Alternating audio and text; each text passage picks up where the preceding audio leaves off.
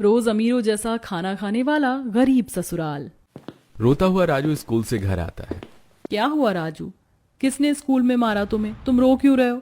हाँ, 2 महीने से मेरी स्कूल की फीस जमा नहीं हुई। टीचर ने कहा अगर स्कूल की फीस जमा नहीं की तो कल से स्कूल मत आना। राजू जानता है ना पापा पैरालाइज हो गए हैं। तेरे स्कूल की फीस मैं जमा करवा दूंगी और कल मैं खुद तेरी टीचर से बात करूंगी। चुप हो जा, देख मैं तेरे लिए पनीर रोल बना रही हूँ। निशा अपने बेटे को खुश करने के लिए 2 रोटी लेती है, उन्हें बटर में लगाकर अच्छे से सेक लेती है, जिसके बाद वो कुछ पनीर के टुकड़े काटती है, उनमें शिमला मिर्च, प्याज, हरा धनिया डालकर चटनी के साथ मिक्स करती है और तवे पर हल्का फ्राई करके रोटी पर लपेटकर राजू को खाने के लिए देती है। देखो तो अपना फेवरेट पनीर रोल, क्या मिला इसको तो खुशी ही दुगनी हो गई। बहू हमें भी भूख लग रही है, हमारे लिए भी खाना लगा दो। आशा और उसका परिवार गरीब था, पर फिर भी वो लोग अमीरों की तरह खाते हैं।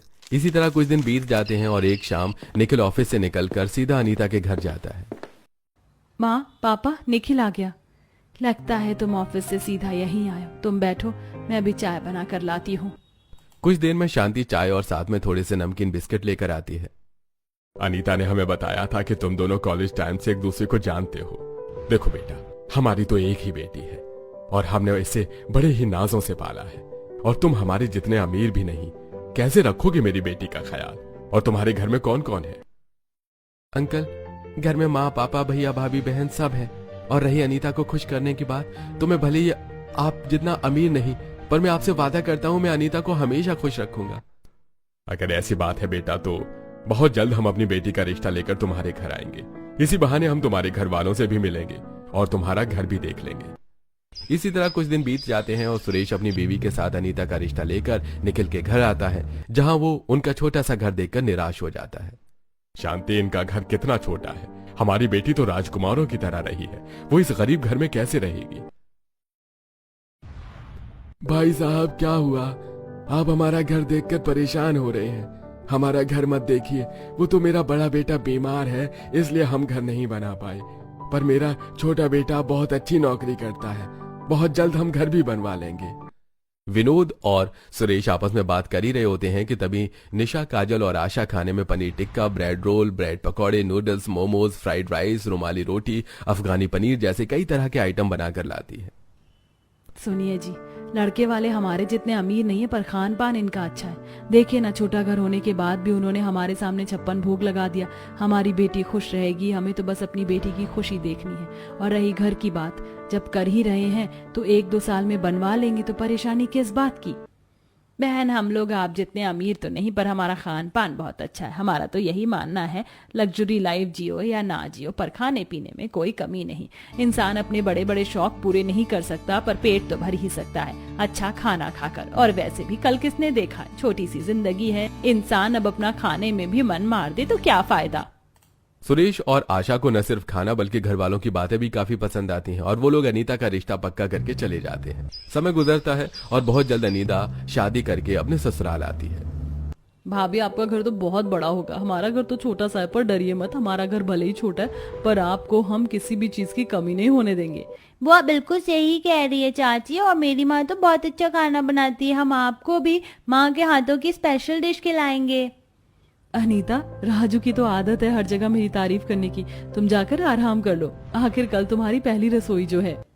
कुछ देर में अनीता आराम करने के लिए अपने कमरे में जाती और अगली सुबह अपनी पहली रसोई के लिए तैयार होती है, जहां वो जीरा राइस, दाल, मटर पनीर और पूड़ी बनाती है। इतना कम खाना देखकर निशा, अनीता, तुमने तो बड़ा ही सादा और कम खाना बनाया है।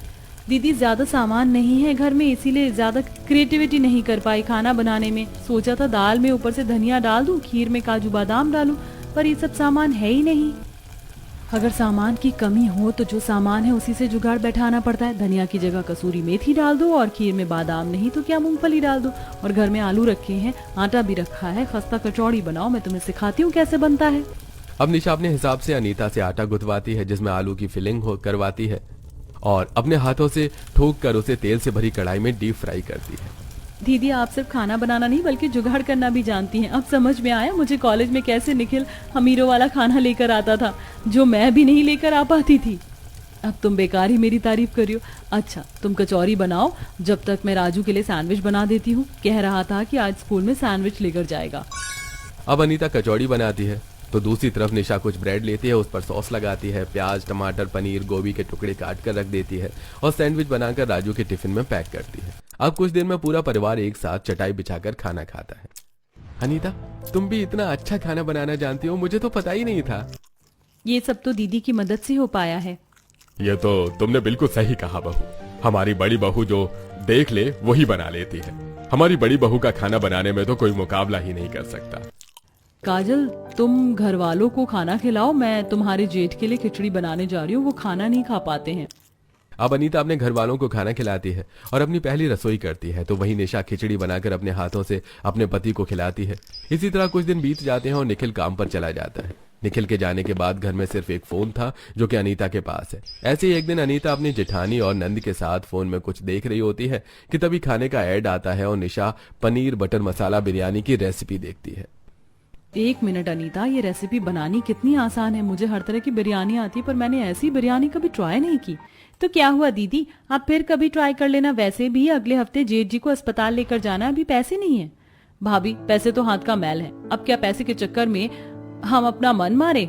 काजल और निशा की बात सुनकर अनीता कुछ नहीं बोलती और शाम को जब निखिल घर आता है, देवर जी, मैं कब से आपका इंतजार कर रही थी। देखिए, मैंने प्याज मिर्च काट लिया है। अब आप जाकर बस paneer biryani, rice, butter, chilli powder ले आओ। आज घर में मैं पनीर बटर मसाला और बिरयानी बनाऊंगी। अरे वाह, आज घर में कुछ नया खाना बन रहा है, मैं अभी लेकर आता हूँ। पैसा न होने के बाद भी निखिल राशन की दुकान पर जाता है और कुछ पैसे देकर सामान लेता है। निखिल बेटा, पिछला 5,000 रुपया बकाया है तुम्हारा और आज फिर तुम 1,000 रुपए का सामान लेकर जा रहे हो, सिर्फ 500 रुपए देकर। आज राशन दे रहा हूँ, अगली बार से नहीं दूंगा। अंकल, आप तो ऐसे बोल रहे हैं जैसे कि मैं आपका पैसा खा जाऊंगा।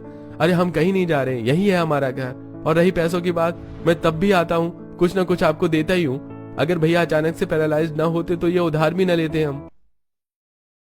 निखिल सामान लेकर घर आता है और एक बार फिर निशा खाना बनाने के लिए बैठ जाती है। अब पहले वो 90% चावल बॉईल करती है और एक कढ़ाई में हल्का ब्राउन प्याज फ्राई करती है और कुछ कटी हुई सब्जी और पनीर में मसाला डालकर तड़का लगाती है और चावल को उसमें मिक्स करके पनीर बूंदी का रायता और एक दही में काला नमक, चाट मसाला, जीरा पाउडर और गाजर खरे को बारीक काट कर दही में मिला देती है और उसका सलाद बनाती है।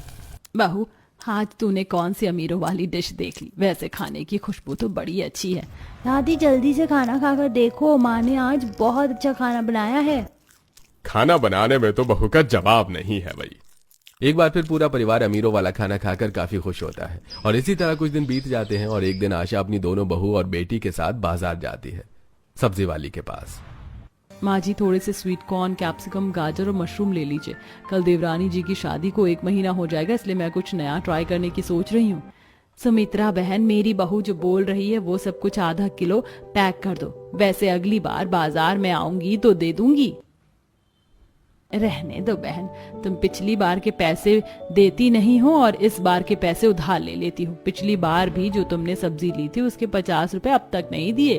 तुम कितना बोलती हो। अरे दे दूंगी तुम्हारे पैसे, निखिल की सैलरी आने दो। माँ जी, जब पैसे नहीं हैं तो रहने देते हैं। जरूरी थोड़ी ना है कि हम हमेशा अमीरों वाला ही खाना खाएं।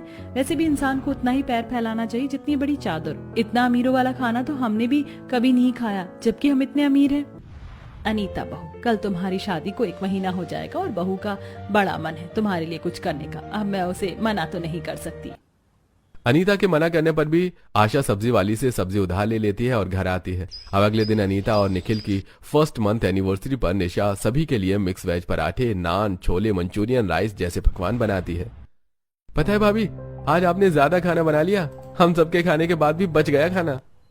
भाभी, आज आपकी शादी को 1 महीने हो गए ना। लगता है इस खुशी में आज भाभी ने खाना ज्यादा बना लिया, पर अब हम इस बचे हुए खाने का क्या करें।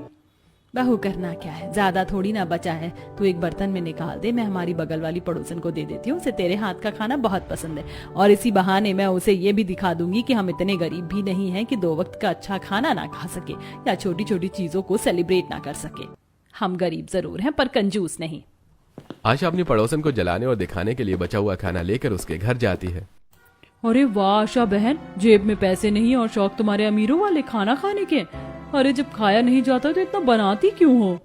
मुझे तो समझ में नहीं आता तुम पड़ोसी हमसे इतना जलते क्यों हो। अरे हम तुम्हारे जितने अमीर नहीं है पर तुमसे अच्छा खाना खाने की हैसियत रखते हैं और तुम्हें मेरी बहू के हाथों का खाना पसंद था इसीलिए तुम्हारे लिए लेकर आई, वरना हमारा क्या, हम तो सुबह भी खा लेते खाना।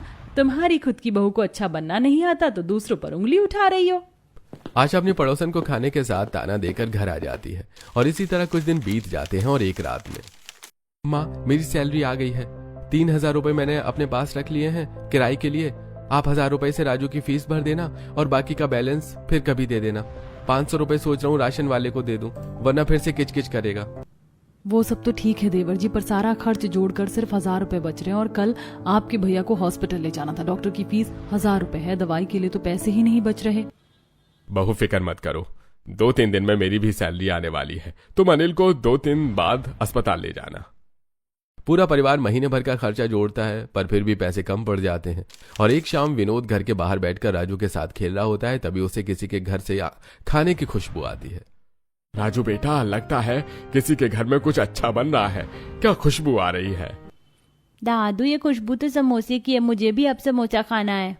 बहू बाहर बहुत अच्छी खाने की खुशबू आ रही है, लगता है किसी के घर में समोसे या पकौड़े बन रहे हैं। एक काम करो, तुम भी थोड़े से पकौड़े, ब्रेड रोल और चाय बना लो। पापा जी हमारे घर में तो हमेशा कुछ न कुछ अच्छा बनता है, आज पड़ोसी के घर में अच्छा बन रहा है तो क्या हुआ, और वैसे भी घर में बेसन और ब्रेड नहीं है। नहीं है तो आ जाएंगे बहू, निशा बहू, तुम्हारे पास जो पैसे रखे हैं तुम उससे ब्रेड और बेसन मंगवा लो। वैसे भी उस 1,000 रुपए में अनिल की ना दवाई आनी है और ना ही तुम उसे डॉक्टर से दिखा पाओगे। अगले हफ्ते लेकर जाना अनिल को हॉस्पिटल, जब तुम्हारे ससुर जी की भी सैलरी आ जाएगी। घर में पैसे न होने के बाद भी निशा राजू से बेसन और ब्रेड मंगवाती है और घर में सबके लिए ब्रेड पकौड़े, ब्रेड रोल और पालक गोभी बैंगन आलू के पकौड़े बनाती है और ये सब देखकर अनीता को बहुत गुस्सा आता है। इसी तरह कुछ दिन बीत जाते हैं और एक दिन जब अनीता निशा के साथ घर के बाहर साफ सफाई कर रही होती है तो उनकी एक पड़ोसन आती है। निशा बहू, 2 दिन बाद मेरी बेटी की सगाई है, सब कुछ इतनी जल्दी हुआ कि हम सही से अरेंजमेंट भी नहीं कर पाए, हलवाई वाला भी नहीं मिल रहा और तुम्हें तो हर तरह का खाना बनाना जानती हो। मैं सोच रही थी कि मेरी बेटी की सगाई में तुम ही खाना बना दो। माफ करना आंटी, पर मैं आपकी बेटी की सगाई में खाना नहीं बना सकती। वैसे तो आप लोग हमें गरीब बोलकर मजाक बनाते हैं, पर जब आपको जरूरत पड़ती है तो आप हमारे ही पास आती हैं। सही बोल रही है मेरी बहू, वैसे भी हमारे घर की बहू काम नहीं करती और तुम्हारे पास तो बहुत पैसा है, ढूंढ लो कोई अच्छा हलवाई। अपने घर वालों का ऐसा रवैया देखकर अनीता को बहुत गुस्सा आता है और इसी तरह से 2 दिन बीत जाते हैं। 2 दिन बाद माँ, मेरा जन्मदिन है, मैं अपने कुछ दोस्तों को घर बुलाऊंगा, तुम मेरे लिए केक बनाना और कुछ मिठाइयाँ भी। राजू बेटा, तुम्हारे पापा की तबीयत ठीक नहीं है, पैसे की वजह से हम उन्हें अस्पताल भी नहीं लेकर जा पाए, हम तुम्हारा बर्थडे अगले साल मनाएंगे। भाभी, हमें कौन सा कैटरिंग वाले को बुलाना है जो हमारे पैसे खर्च होंगे। हम गरीब जरूर हैं पर इतने भी नहीं कि राजू का जन्मदिन ना मना सके। भाभी को अच्छा खासा खाना बनाना आता है और घर की सजावट हम अपने हाथों से कर लेंगे। मैं जानती हूँ काजल, आपकी भाभी बहुत अच्छा खाना बनाना जानती है और हम लोग हमेशा अमीरों वाला खाना भी खाते हैं, पर हम जो राशन लाते हैं, खाना बनाते हैं, उनमें भी पैसे लगते हैं। अगर हम उन पैसों को भी जोड़ लें तो हमारे लिए ही अच्छा है। अनीता माफ करना, पर तुम्हारी बातें सुनकर मुझे नहीं लगता कि तुम बड़े घर से हो, वरना बड़े घर की लड़कियां ऐसी चिंदी चोरी नहीं करती। खाने में भले कितना ही पैसा खर्च हो जाएगा जो ऐसा बोल रही हो। अपने घर वालों की ऐसी बातें सुनकर अनीता को फिर से गुस्सा आता है और वो इस बार बिना किसी से बात किए अंदर चली जाती है। और 2 दिन बाद घर में राजू का जन्मदिन मनाया जाता है, जिसमें निशा 5 किलो दूध लाती है और उन्हें फाड़ कर खुद रसमलाई और पनीर बनाती है। साथ ही chilli potato, chilli paneer, burger और नूडल्स बनाती है और अपने हाथों से चॉकलेट वाला केक भी। बड़ी बहू, बिना सामान के इतना अच्छा केक बना दिया। गुनी तो तुम बहुत हो पर अपने गुणों का सही फायदा नहीं उठाती। आंटी आपने केक बहुत अच्छा बनाया है और आंटी आपने खाना भी बहुत अच्छा बनाया है। घर में राजू का बर्थडे सेलिब्रेट किया जा रहा होता है, तभी कुछ कर्जदार अपना उधार लेने आते हैं। बड़ा ही बेशरम लोग हो, मेरा पैसा देने के बले तुम्हारे पास पैसा नहीं है। घर में अमीरों वाला खाना खाना और पार्टी करने के लिए बराबर पैसे हैं तुम्हारे पास। अरे राहुल बेटा, तुम घर क्यों आ गई? मैंने तो तुमसे कहा था इस बार जब मेरी तनख्वाह आएगी तो मैं सबसे पहले तुम्हारे ही घर आऊंगा। अरे पिछले 4 महीने से यही सुन रहा हूं मैं। तुमने अपने बेटे की शादी करवा ली, पोते का जन्मदिन भी मना रहे हो, पड़ोसियों को अमीरों वाला खाना खिलाया जा रहा है और मेरे लिए तुम्हारे पास पैसे नहीं है। देख रही हो बहन, कैसे अब कर्ज वाली इनके घर आकर इनकी धोती खोल रहे हो। राशन वाला भी कह रहा था इन्होंने उसके भी पैसे नहीं दिए हैं।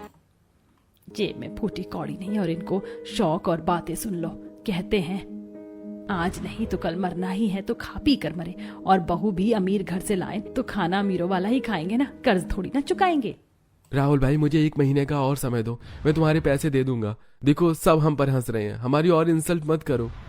अगर तुम्हें अपनी इज्जत की इतनी परवाह होती तो तुम किसी के पैसे खाकर नहीं बैठते।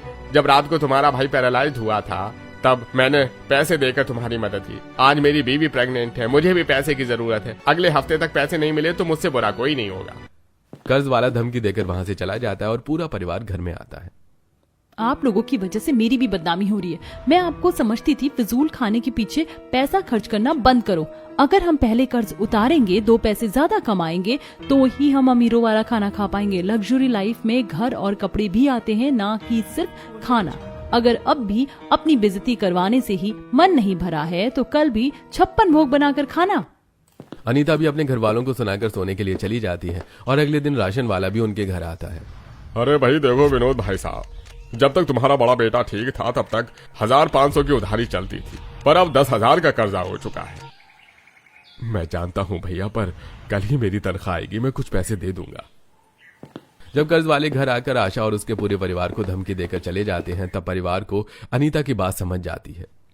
अनिल जी की सारी दवाइयां भी खत्म हो गई। पिछली बार भी हॉस्पिटल नहीं गई, पर्ची दिखाकर 10 दिन की दवाई लेकर आ गई थी। अब तो पैसे भी नहीं है। कर्ज वालों ने भी जीना हराम कर दिया है। अगर इस महीने किसी को पैसे नहीं दिए तो कहीं हम पर पुलिस केस न हो जाए। अभी मौका है, खाने का शौक कम कीजिए और ज्यादा पैसे कमाने का शौक पालिए।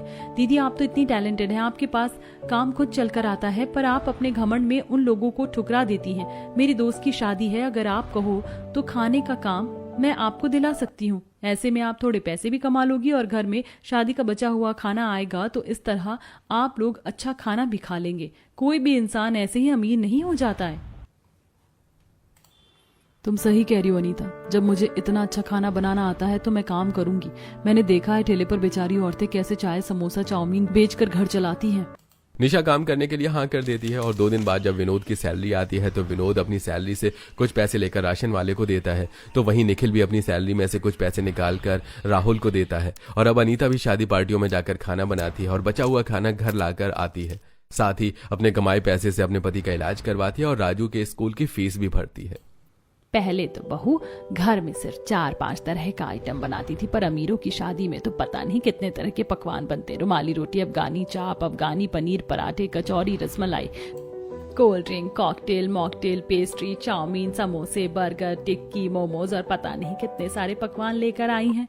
नहीं, इतने तो हमने भी कभी खाए नहीं हैं। माँ जी, अगर मुझे पता होता कि शादी पार्टी में काम करने से ना सिर्फ मैं अच्छा पैसा कमा सकती हूँ बल्कि हमारा पूरा परिवार अमीरों वाला खाना भी खा सकता है तो मैं कब का काम शुरू कर देती। माँ मैं तो सुबह भी यही लेकर जाऊंगा। इस तरह धीरे धीरे अनीता के ससुराल वालों की हालत सुधारने लगती है और वो अपने सारे कर्ज उतार देते हैं।